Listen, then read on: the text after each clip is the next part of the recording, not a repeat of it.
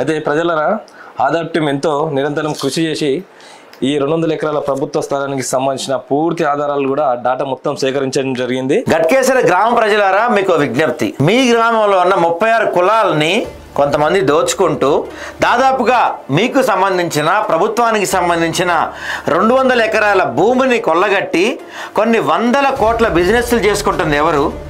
వాళ్ళకి అండదండగా నిలిచి గతంలో వాళ్ళ వెనక నిలిచిన కలెక్టర్ వాళ్ళకి ఏ విధంగా సహాయం చేశాడు, వాళ్ళకి ఏ అనుమతులు ఇచ్చాడు, ఏ నెంబర్లకి బై నెంబర్లు వచ్చాయి, ఏ సర్వే నెంబర్లు ఎలా మారాయి, వాటి వెనక ఎవరున్నారు, దత్తం స్కామ్లో ఈ కలెక్టర్ పాత్ర ఏంటి, దీంతో పాటుగా గతంలో మాజీ ఎమ్మెల్యే స్థలం మొత్తం దాదాపుగా 200 ఎకరాల స్థలం, దాని నెంబర్ ఏంటి, దాని బై నెంబర్ ఏంటి, సడన్ గా బై నెంబర్లు ఎలా వచ్చాయి, ఈ సర్వే నెంబర్లో ఎవరెవరు ఎంతెంత మేర దోచుకుంటున్నారు, ఎవరెవరు ఎంతెంత పంచుకున్నారు, ఎవరెవరికి ఎంతెంత నిధులు ఇచ్చారు, ఎవరెవరికి ఎంతెంత ఆమ్యామ్యాలు ముట్ట చెప్పారు, ఇవన్నీ కూడా పొల్లు పోకుండా ప్రతి అక్షరం పూర్తి ఆధారాలతో సహా రేపు ఉదయం 9 గంటలకు మీ ముందు ఉంచబోతుంది ఆదాబ్ హైదరాబాద్.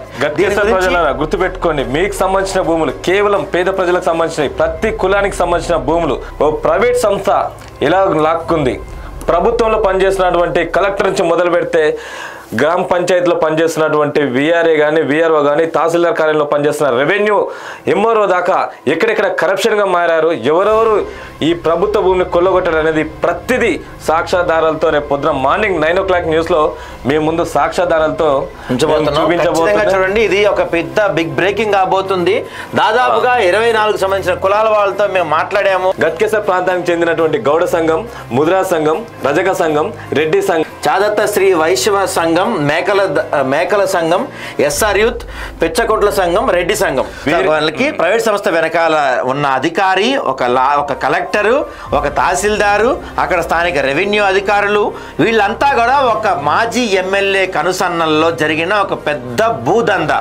కొన్ని వేల కోట్ల ప్రభుత్వ భూమిని చిల్లర పైసల కకృతి పడి అంటగట్టిన ఓ ప్రజాప్రతినిధి. సో ఇవన్నీ కూడా దీని వెనుక కలెక్టర్ ఎవరున్నారు, ఆయన ఏ అనుమతులు ఇచ్చారు, దానికి ఆయన ఎంతెంత తీసుకున్నారు, అక్కడ రెవెన్యూ ఆఫీసర్ ఎవరు, వాళ్ళే అనుమతులు ఇచ్చారు, వాళ్ళు ఎంతెంత తీసుకున్నారు, కర్మ కర్త క్రియ ఎవరు, వాళ్ళ పాత్ర ఏంటి, వాళ్ళు ఏ పార్టీ నాయకులు కూడా పూర్తి వివరాలతో రేపు మేము ముందుంచబోతున్నాం.